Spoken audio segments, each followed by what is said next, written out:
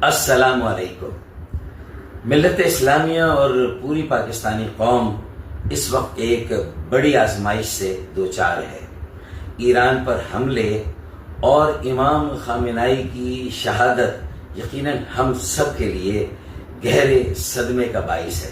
M Q M Pakistan نے ان حملوں کی سخت ترین الفاظ میں مذمت کی ہے۔ ہمارا فرض ہے، ہم پر لازم ہے کہ ہم ہر سطح پر ایران کی انسانی، اخلاقی اور سفارتی حمایت کا سلسلہ جاری رکھے۔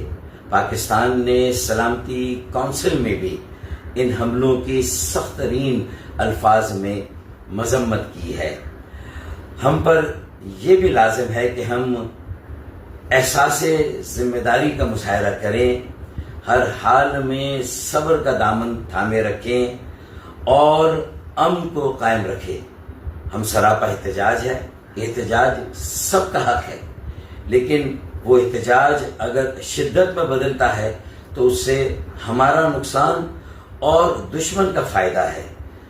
میں پاکستان کی تمام سیاسی جماعتوں اور عوام سے خاص طور پر اپیل کروں گا کہ وہ ہر حال میں انتہائی تحمل کا مظاہرہ کریں، احتجاج کریں، لیکن پرامن۔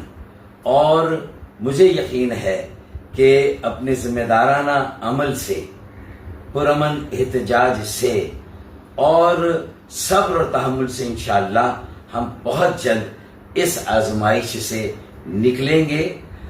اللہ تعالی ہم سب کا حامی و ناصر ہو۔ پاکستان زندہ باد۔